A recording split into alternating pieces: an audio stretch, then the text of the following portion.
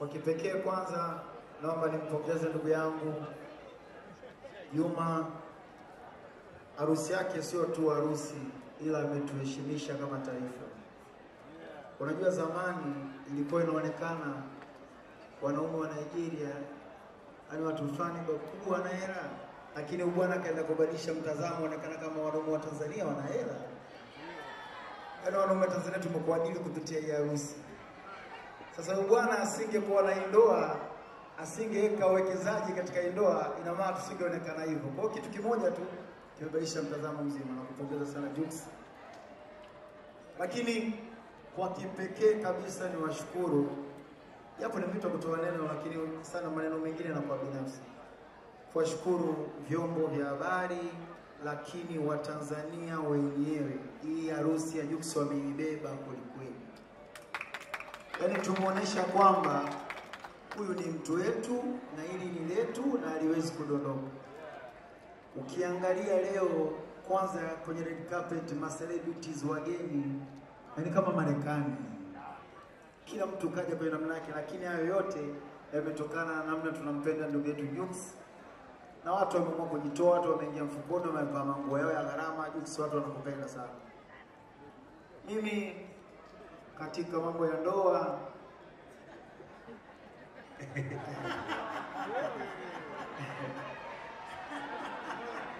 Maake kwanza hapo tucheke. Tunakuombea ndoa inshallah. Katika mambo ya ndoa siwezi kuwa mshauri sana, kwa sababu najua kama mnavyoelewa au vipi bwana.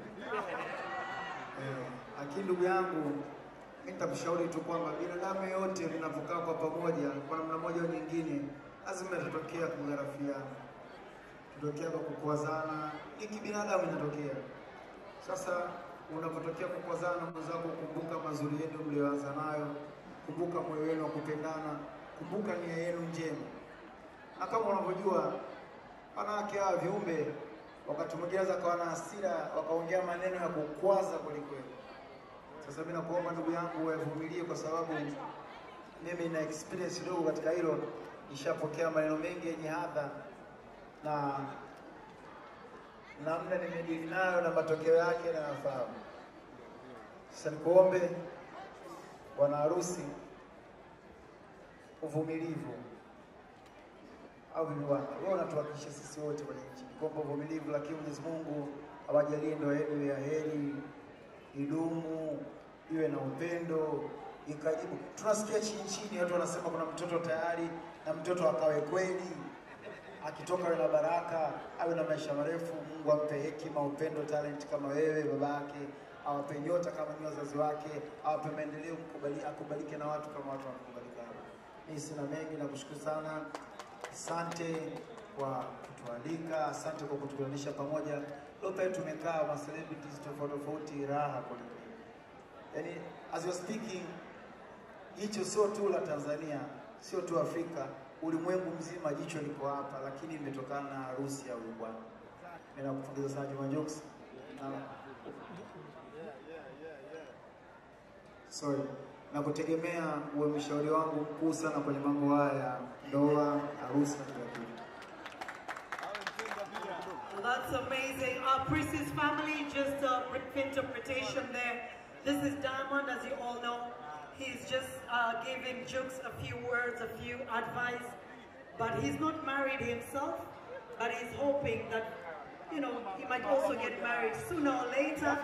But he's just telling Jux that, you know, he has really respected us. Diamond?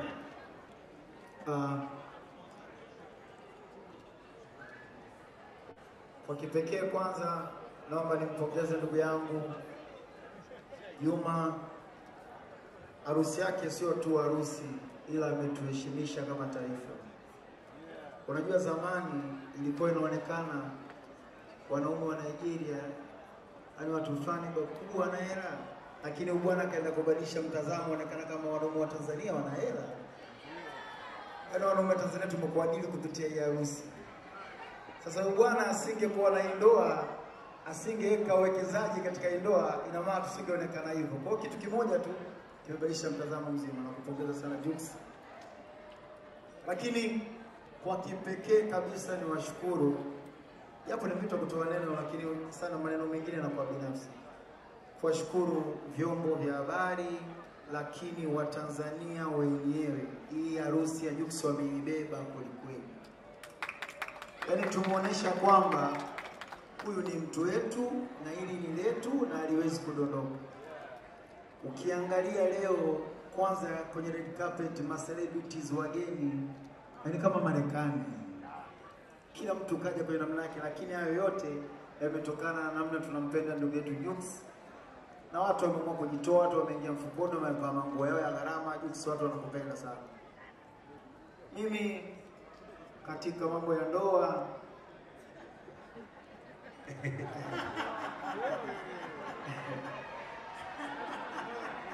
Maake kwanza hapo tucheke. Tunakuombea ndoa. Inshallah. Katika mambo ya ndoa siwezi kuwa mshauri sana, kwa sababu najua kama mnavyoelewa au vipi bwana.